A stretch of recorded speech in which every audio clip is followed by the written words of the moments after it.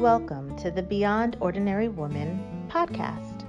Every 2 weeks, we'll post a podcast version of one of our free training videos, but you can access them now at beyondordinarywomen.org.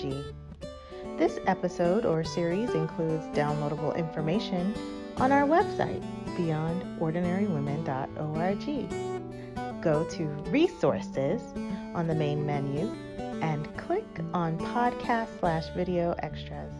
Enjoy the podcast. Hi, I'm Kay Daigle of Beyond Ordinary Women Ministries. I'd like to welcome you to this video and podcast episode of sexual identity and gender identity.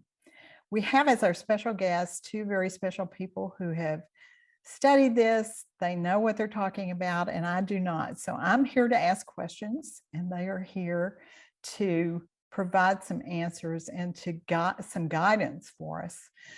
Sandra Glahn, Dr. Sandra Glahn is with us. Sandy is a professor at Dallas Seminary. She is a professor of media arts and worship.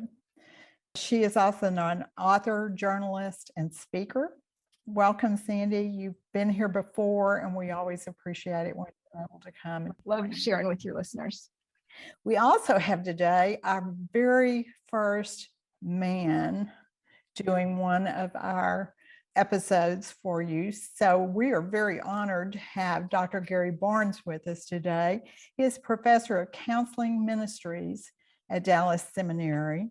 He is also an ordained minister and a licensed psychologist. He has a lot of things as Sandy does as well. And I would just encourage you to go to beyondordinarywomen.org and look at their bios to learn more about them.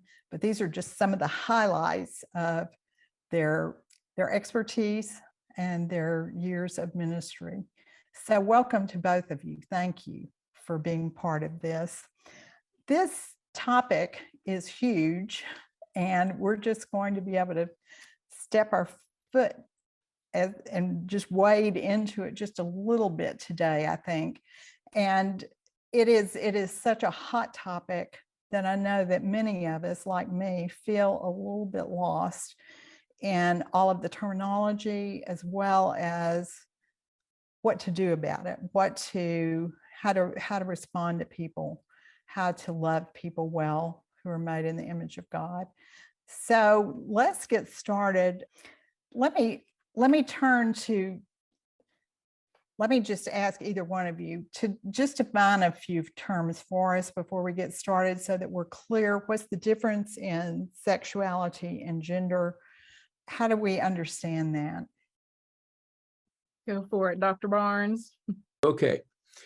I think, first of all, let me just say thank you very much, Kay, for letting us be with you. And I didn't even realize what a special privilege I had of being the first man to join the podcast. So I'll try to do a good job.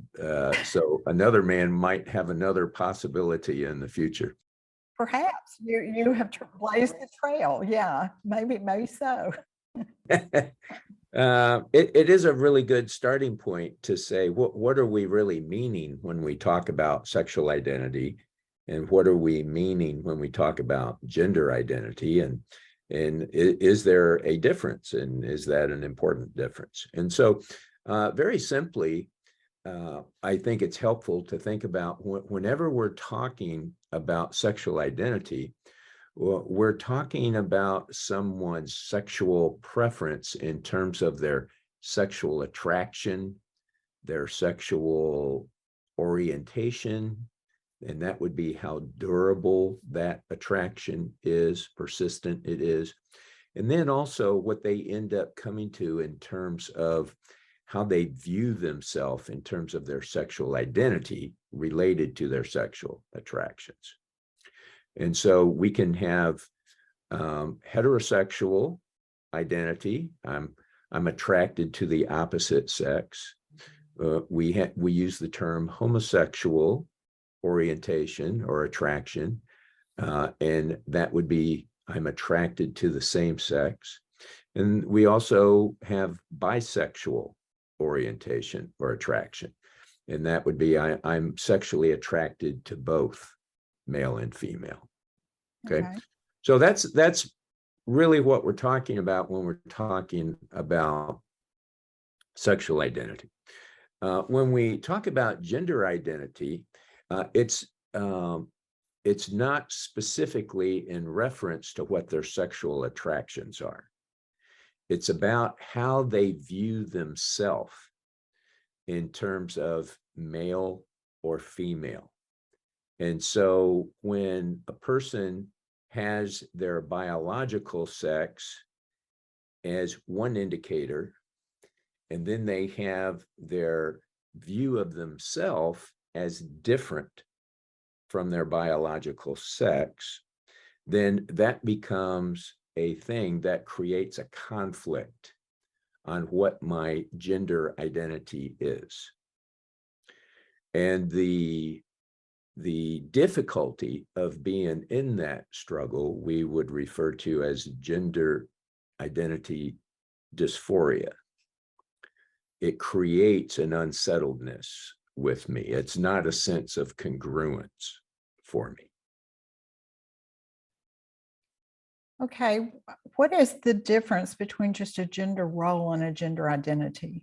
And Sandy, you might want to talk about this because you and I talked about gender roles before, and I just want to be sure that everybody understands the difference. Well, and not everybody means the same thing when they use the terms, and the terms are changing all the time. So in general, it helps to use sex to refer to biologically male and female, and gender to refer to masculinity or femininity, and the spectrum of that, the social outworking of your biological identity in very simple terms.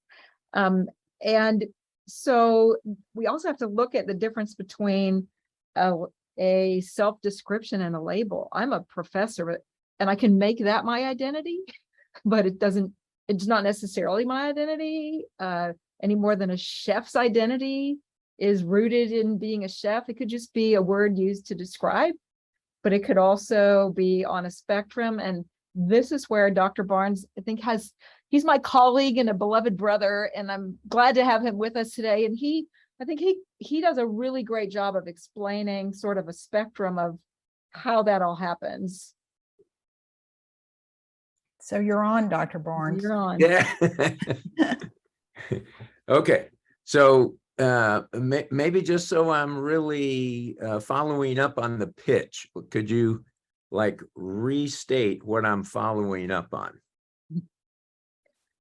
Let me start with a story. Okay. So my husband and I went through 10 years of infertility and pregnancy loss. And people would say, "You're infertile." And I'd say, "No, I'm not infertile. I'm just having trouble getting pregnant." And they'd laugh because that's the definition of infertility. But in my mind, it was a spectrum. I was just going to the doctor having trouble getting pregnant. I hadn't changed my plans for the future. I hadn't enrolled in a master's program because I wasn't going to be a mom. I was still making plans to be a mom. So in my brain, I had not taken on an identity of an infertile person. It was just my experience of infertility. And it took some years of working through that. And so there was a difference between a label and an identity. And that's where I think you have some pretty helpful terminology to help us Every 2 understand weeks, that we'll post a spectrum of how that podcast happens. version of one of our free training videos. And really You can everything access them I've now learned at about this, I've pretty much borrowed beyondordinarywomen.org. from others, and especially This Mark episode or Yarhouse. And series so includes downloadable Mark information Yarhouse has on a our wonderful website, model that I think is beyondordinarywomen.org. very helpful on Go this. He to refers to it Resources as the on the main three-tier menu model. and click And on it's podcast/video emphasizing extras. this Enjoy the process podcast. that happens over time, like Dr. Glahn is describing. This is very much a process over time. And it's very helpful to nuance it so we understand the different tiers rather than just lumping everything together. See? And so the way Dr. Yarhouse would explain it is tier 1 is the time period that's typically happening around puberty. And during this time, we begin to experience what our sexual attractions are. And more of a new, different, and even more intense way. And so this is tier 1 would be described as my sexual attractions. And so for a subset of people, this time period becomes noticeably different from most of the other people around them. And they begin to experience that I am not attracted to the other sex, I'm attracted to the same sex. And so it's very important at this tier 1 stage that we understand it just as tier 1, because a very common and unfortunate problem is at the moment that somebody's experiencing same-sex attraction, they automatically jump down to tier 3 and conclude what their sexual identity is. And it's way too soon for anybody to be able to do that. See, so we have to allow for a lot of time. I use the term that the cake's still baking, and we have to give it time to bake, because at this point in time, even though we're describing your real experience of same-sex attraction, at this point in time, we don't know what that's going to mean for later. For most people, it's going to take them like a 10 to 15 year time period to get to that sexual identity synthesis where they can say, this is really who I am in terms of my sexual attractions. And wouldn't you say in that early stage, sometimes the labeling comes from without? So you confide in somebody you have same-sex attraction and they pull out the labels and say, this is what you are. And you start living into that. That's very unfortunate when that happens. But it also happens just because individuals don't know better. They just automatically think if I'm having this experience right now, then the cake's already fully baked. And so this is who I am, just because this is what my experience is right now. So it could happen in either direction. Both are unfortunate. So it really puts great importance on us as the church and also as parents that we also don't jump ahead 2 tiers when somebody's experiencing that first tier 1 experience. Absolutely. So what would tier 2 be? So tier 2, so in tier 1, we're using descriptive language. I'm just describing what my experience is. I do have sexual attractions in this direction. I don't have sexual attractions in this direction. We're only describing, and that's really helpful when everybody's using descriptive language at tier 1. At tier 2, we're actually moving from descriptive to evaluative language. And that means we've given this enough time to evaluate that the direction of my sexual attraction is persistent, strong, and durable enough to be labeled as an orientation. In other words, it's not going back and forth. My sexual attractions are oriented in this direction. And that's the cake's already cooked long enough to know that's where it is. It's not a back and forth thing. And then, so that would be tier 2. And then what's tier 3? And then tier 3 would be after I've made it through tier 2 and I'm really established on this is a orientation. It's persistent, durable, and strong, that this is where it is.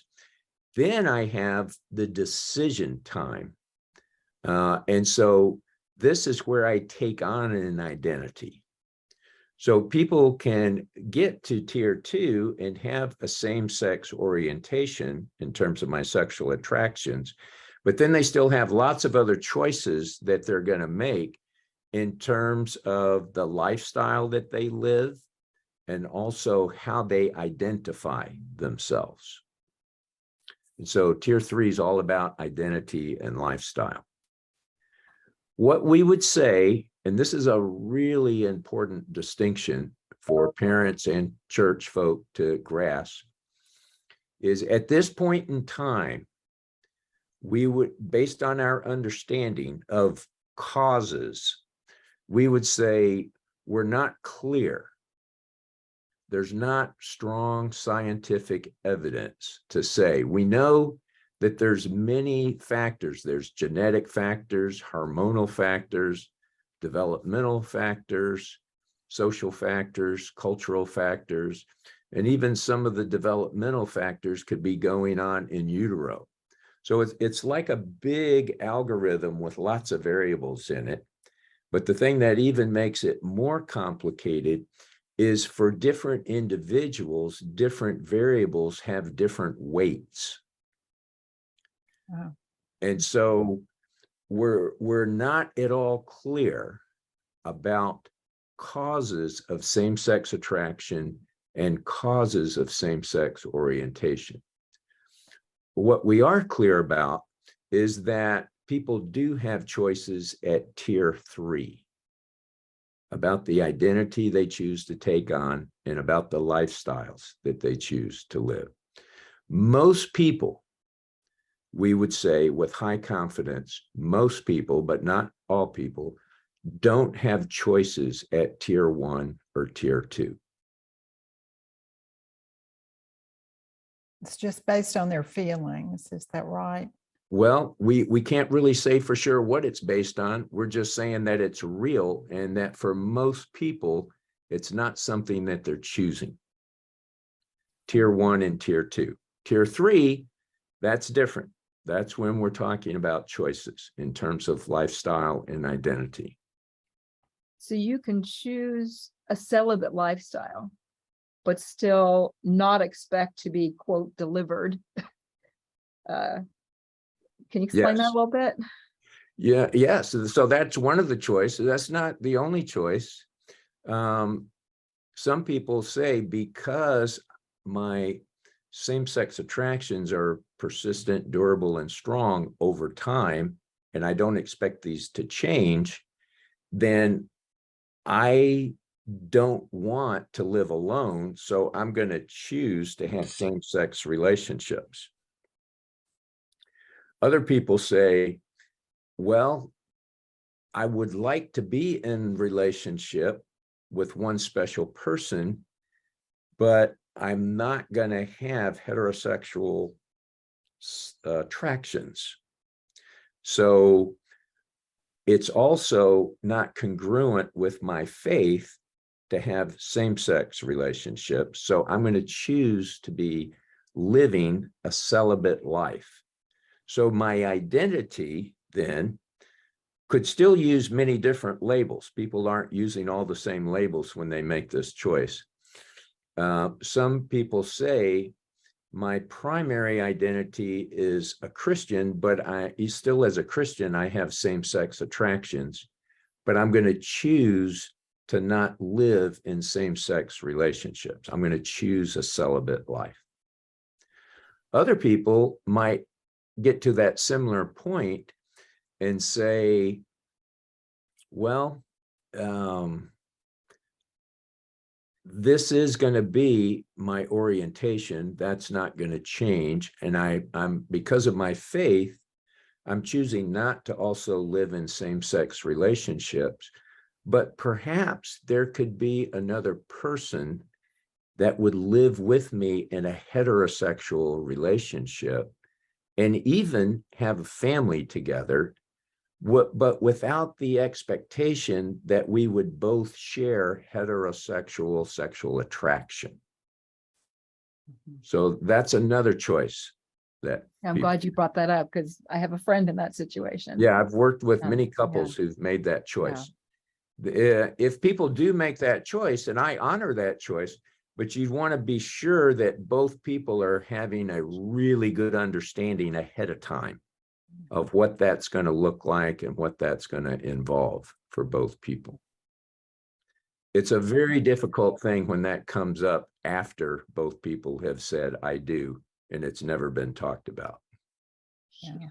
These are And hard that happens decisions. as well. Yeah. Well, what about the person who has the same sex attractions? Is that a sin that they've just had these attractions? This is a great question. Is it a sin to be tempted? Yeah. It's a sin to lust.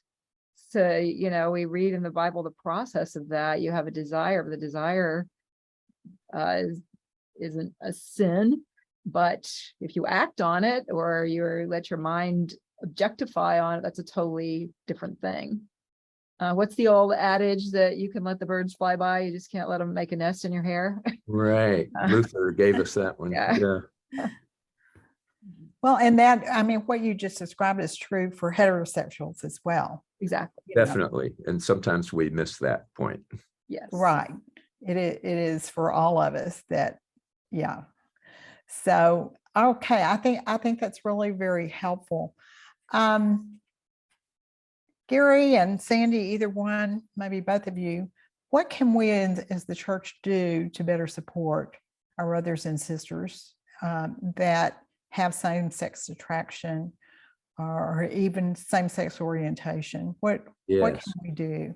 I'll start with a couple. One is to not say when you get married, but if you get married. Looking at the church's calendar and the church's announcements, and are we communicating that mature adulthood is marriage and children? That would mean not trying to fix your friends up unless they want to be fixed up. And I did have a woman in my adult Bible fellowship who put out the word, hey, if you know somebody, feel free to introduce me, which I appreciated, because I didn't know, I had some guys in mind, but I wasn't going to matchmake. But also not everybody wants that or appreciates that. And we should never treat the social narrative like that's the norm. That's what's expected. I think that even something like Advent, when you have different families coming up, that you have a single person come up and do the Advent wreath, or, read scripture or whatever, that families of one, in a sense, are represented in your church. Also, a really robust theology of friendship and community. So if you have single people in your congregation, you're inviting them, us, if we're single, sit with us, join our family, be part of our extended family. Here's my house key. You are not alone in this world. Those are a few I would throw out. Yeah, those are awesome. I fully endorse all those. I think a very first big thing that parents and church folk can do is when a young adolescent is doing their first step of, as they say, coming out, or saying, hey, I don't have same-sex I don't have heterosexual sexual attractions. I have same-sex attractions. That nobody freaks out. Yeah. And that we actually move towards rather than moving away or even moving against. And so often it's a moving away or moving against response. We're moving away because we don't know what to do with it, or we're moving against because we think we can control it. And as part of that, recognizing, wouldn't you say that healthy touch is really important? You don't want to all of a sudden make somebody the untouchables. Right. If a woman confides in me that she has same-sex attraction, that doesn't mean I can't ever hug her again. Right. In the same way, just because she has same-sex attraction doesn't mean she's attracted to me. Right. And so it can feel like, touch is a human thing. We all need touch, and particularly our singles. And so it can feel ostracizing in a sort of silent, unspoken way as well. Yes. Yes. So it's so easy for a person, either with against responses or away responses, to end up isolated in this long journey that they're going to need to be in. So we need to give them the opposite message of moving towards them and say, hey, this is going to be a journey, but we're with you. We're in the journey with you. The second thing that I think will make the most difference after you get past the first thing is to say, let's make our primary focus for all of us, not just you, but including you, to be our growth and development in our individual identities in Christ. How do we all support that? And then the third point would be to say, we're just going to take a watchful, waiting approach on the direction of your sexual identity. And that's not going to be a thing that we're going to ignore or a thing that we're going to try to control. And so I think if we can kind of do those things together, you're going to provide the best possible playing field or platform or foundation for whatever the future is going to be on that. So often, and I've seen this over and over again, where both parents and church complicate rather than facilitate this process that people are going to have to go through. And as part of that, we had a seminary where we teach.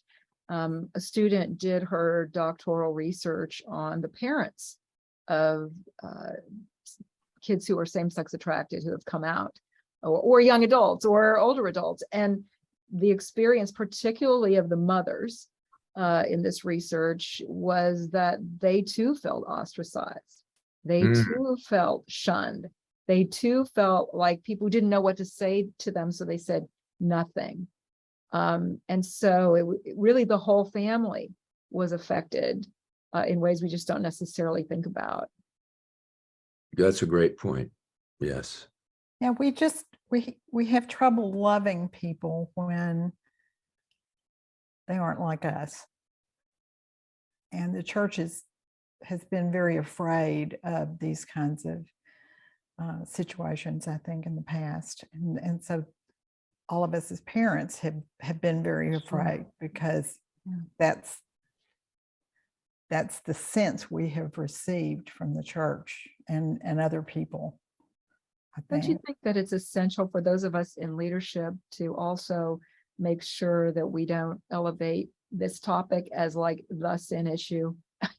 and you know, Dorothy Sayers said something about the other 6 deadly sins, and just the idea that greed and pride and, you know, anger can so destroy relationships.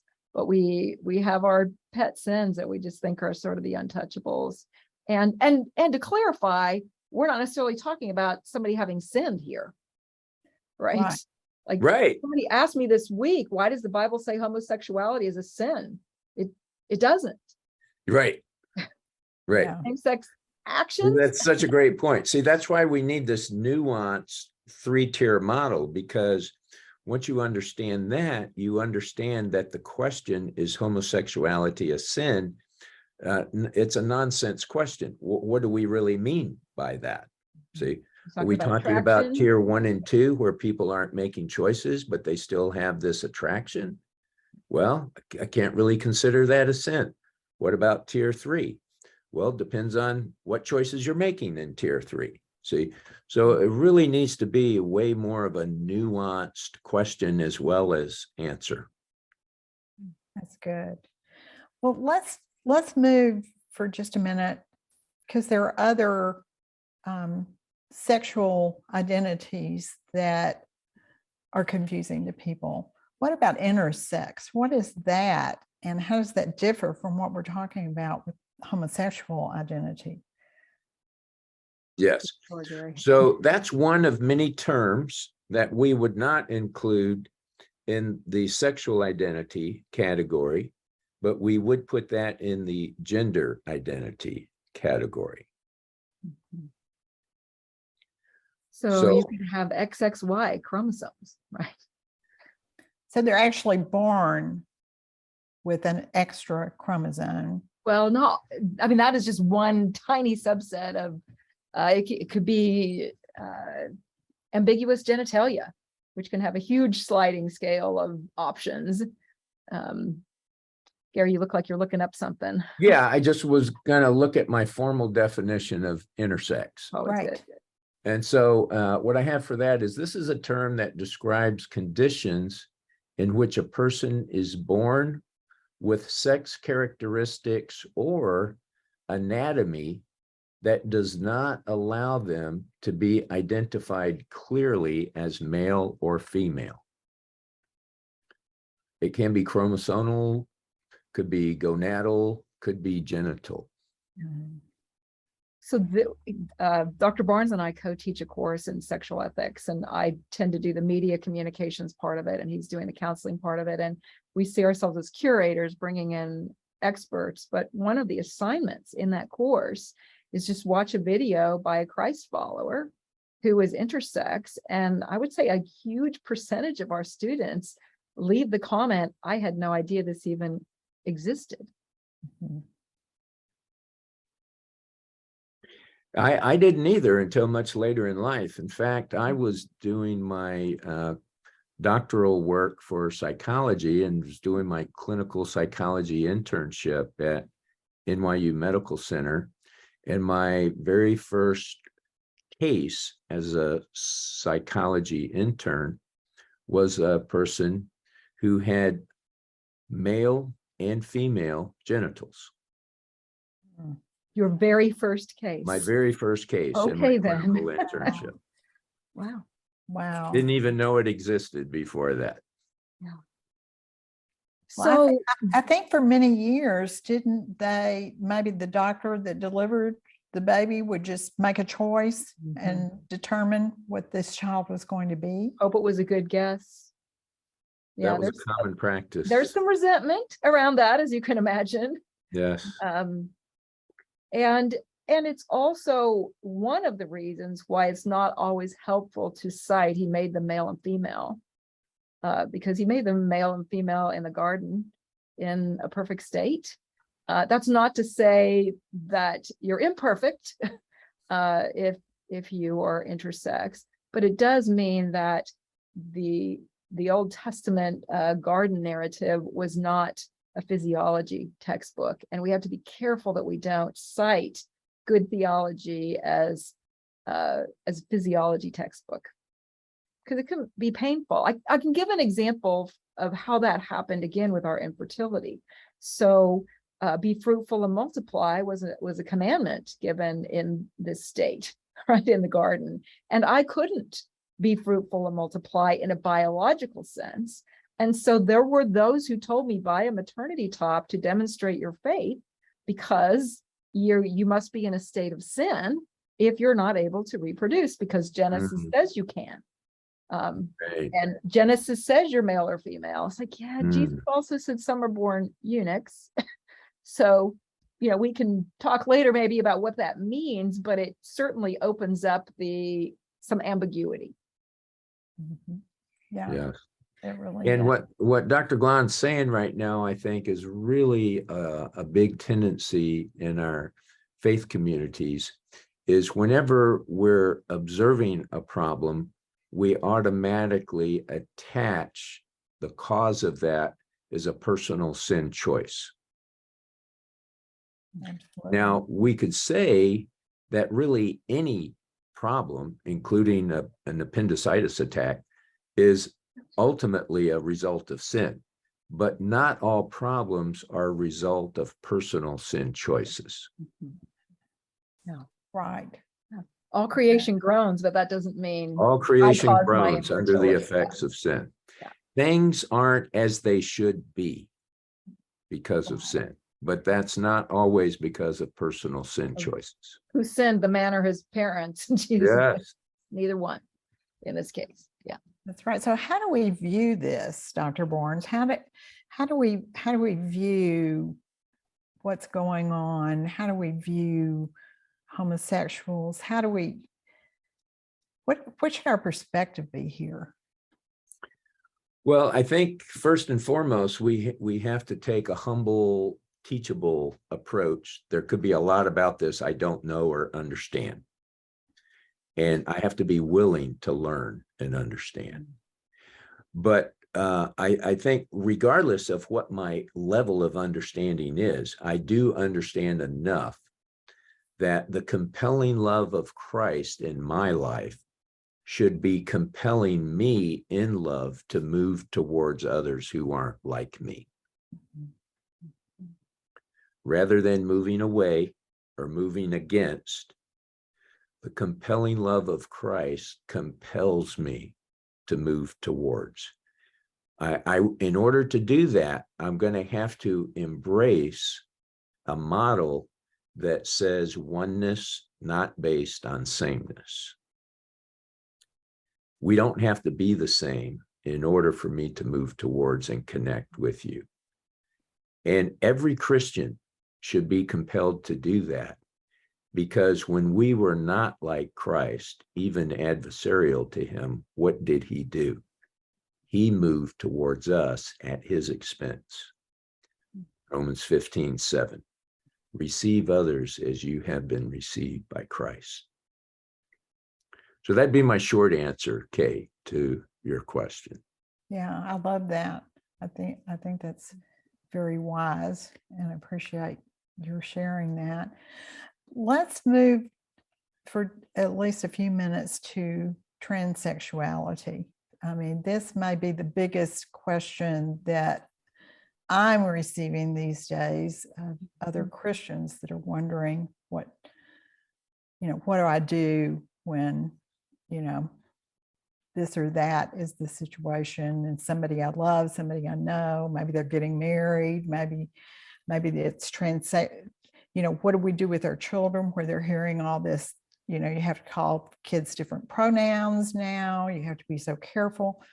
So let's talk about that for just a few minutes. What is a transsexual, and what light can you shine on this? Yeah. Well, just for the sake of definition, let me read you my formal definition on that. So, transsexual is a person who believes he or she was born in the wrong body or the other sex and wishes to transition or has transitioned through hormonal treatment and sex reassignment surgery. Right. So incongruence. Yes. The incongruence has been so strong that they've taken action to try to get a sense of congruence. So wouldn't you say there's this, in the same way that we've just been talking about with same-sex attraction, there's a spectrum of identity here? Same thing. And we would have to also say the same thing, that we still don't have a clear understanding of what the explanation to all of that is. And it can be different variables in a big algorithm that also have different weights for different individuals. And I know that the three trans people I know, in none of those cases are they wanting to conform to what they think is cool. They are sad about it. They're begging God to take it away. Would you say that's been a lot of your experience? Well, that's the difference between a person who has gender dysphoria and a person who still feels like there's an incongruence, but they may not have dysphoria about the incongruence. See, so the dysphoria part is the conflict that comes from it, the distress that comes from it. The reason I brought that up is because somebody asked me recently, aren't they just trying to be cool? I mean, isn't it just cool to be different now? It's a terrible experience to be in the middle of. You don't have a sense of personal peace, but then you're not congruent with not only yourself, but with everyone around you, except for maybe the very sub community of people who are going through the very same thing you're going through. Which would seem like all the more reason why we as a Christian community have to come around, so that the only voices exactly they're hearing can't be about that subject, right? Exactly. And that's the reason why one of my favorite Mark Yarhouse quotes is, we should be referring to this as our people, not those people. That's Because really it is us. It is among us, right? Mm-hmm. They are our people. Yeah. Okay. That's a good. They're people made in the image of God, and they have feelings, and they have, as you said, a whole lot of hurt goes with, especially the transsexual situation. I think it's just got to be a lot of loneliness and sadness in my mind. Wouldn't you, Dr. Barnes, well, how would you advise you? So you have a parent of a 12-year-old. Yes. Who's saying, you know, my breasts are starting to come in and I don't want them. I want surgery. Right. Isn't there some clarity on advice on that one? Yeah, I have like a 5-point plan I give Okay. parents in that situation, Okay. because it's a reoccurring situation. Okay. And then I also have like Mark's 3-lens model that I think is helpful for them to carry with it. But point 1 on the 5-point plan is don't react, and especially don't react with very rigid gender stereotypes. Like, you will wear a pink dress. Yes. Okay. You You're going will to throw a have to, football. you might have to move more in your own discomfort zone, but you're trying to facilitate the best working model for what you're having to work with. And so rigid gender stereotypes are only going to be met with opposition rather than a facilitating process. Okay. The second thing that I would say is I would want you to kind of borrow the language of, let's navigate this terrain together. We're in a journey. Again, our language. Yes. Okay. We actually are going to have to give this time.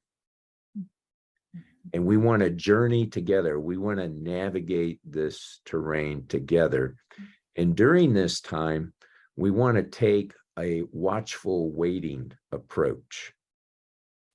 So the 2 opposite approaches to that would be, we're shutting this down right now so it never has a chance, or we're going to facilitate this right now so you're going to be ready later on.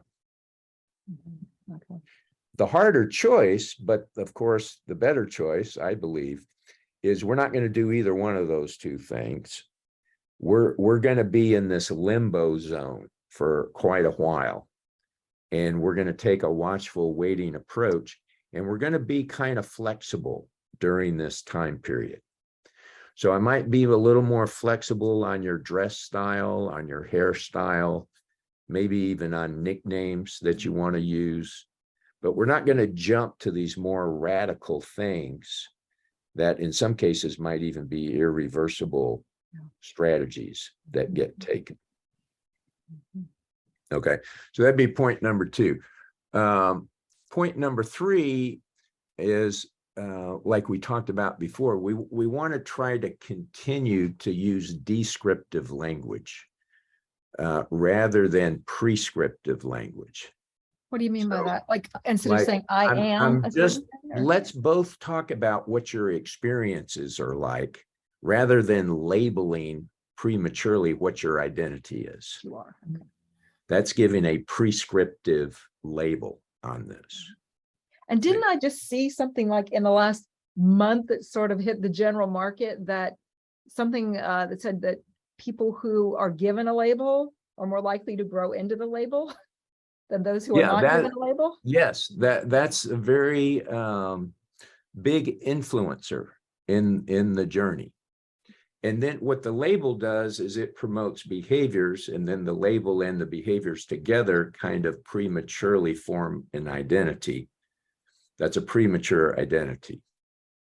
See?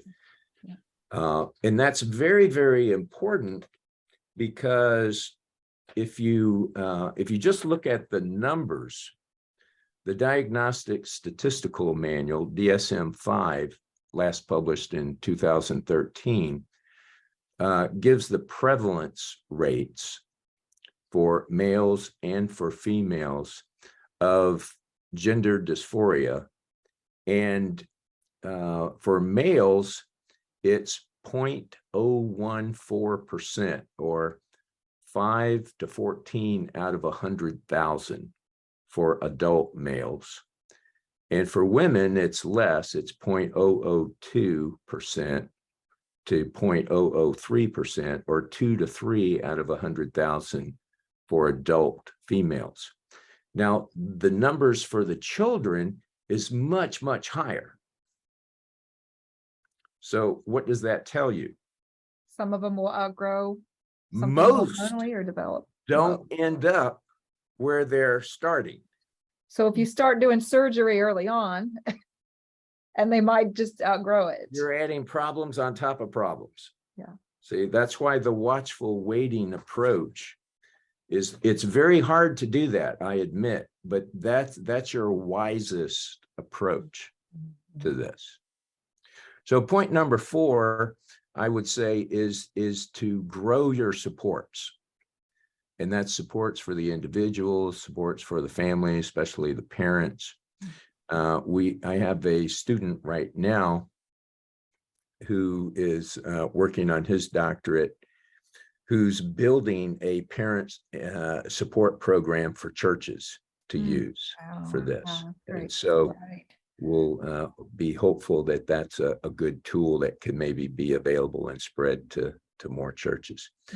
But then point number 5, and we talked about this already with sexual identity, is all along the way while you're doing watchful waiting, you're going to join together on all of us growing. What's it mean to grow our identity in Christ together, regardless of what we think in terms of our gender identity? Our primary focus, and we're going to just kind of do a wait and see what happens on the gender identity, but we're not going to do a wait and see on the identity in Christ. We're going to grow that right now to the max that we can. And it's not unique to you. I need to do that myself. So let's all do that together.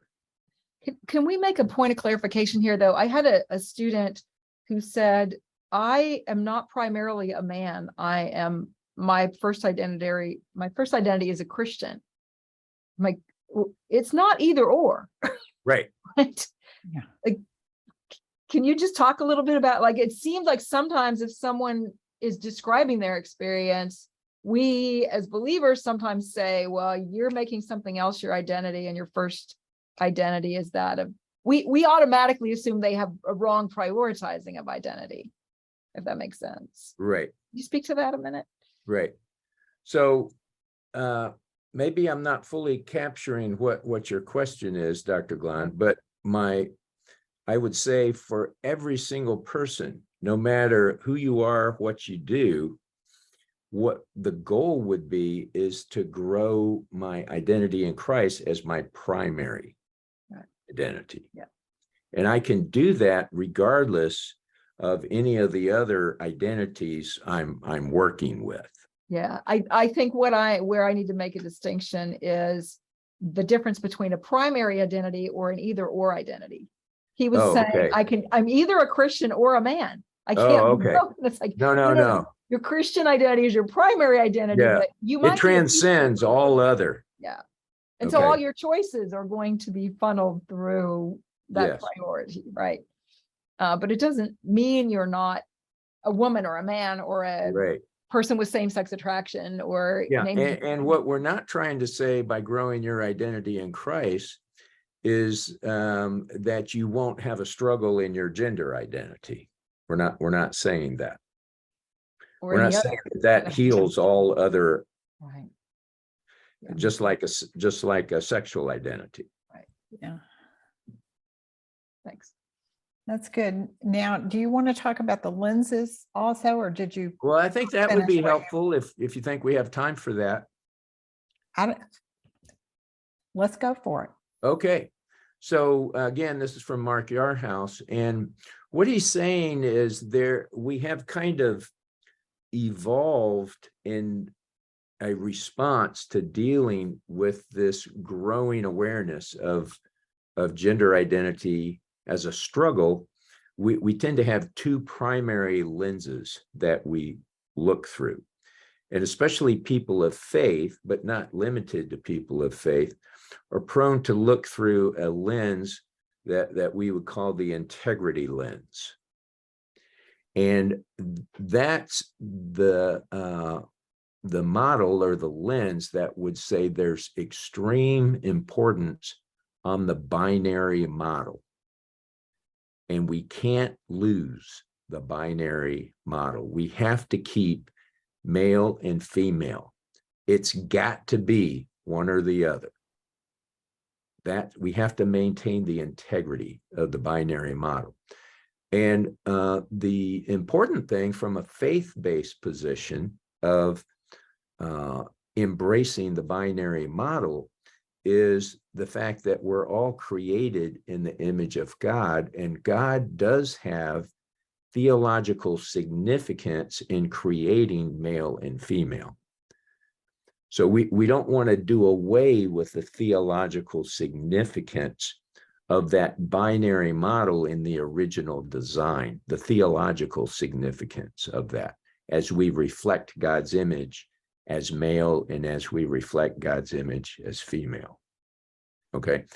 Good. So that's the good news about the integrity model, but it's really built on Genesis 1 and 2. It's not taking into account Genesis 3 and following. So that becomes the problem with just sticking strictly with the binary model.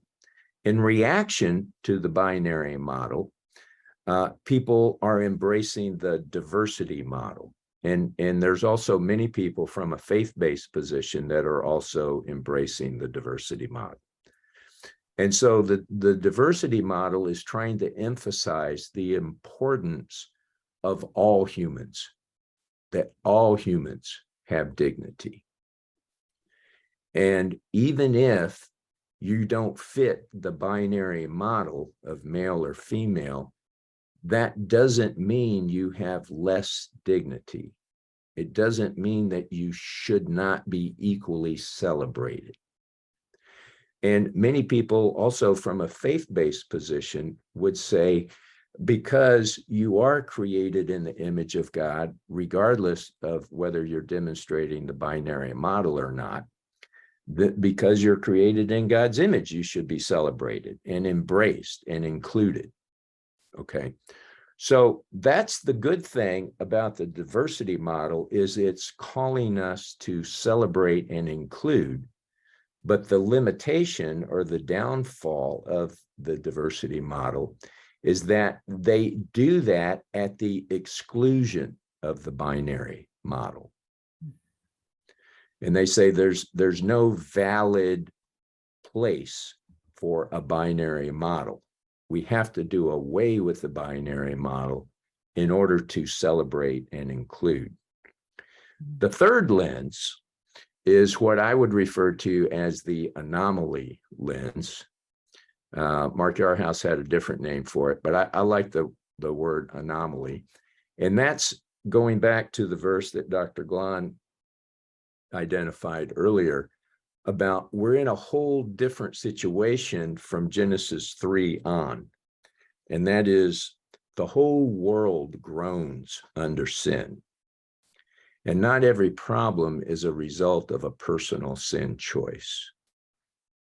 Now, there could be people in the gender debates that are involving personal sin choices. We're not saying that that's not possible, but what we are saying is not everybody in the gender struggle is there because of personal sin choices.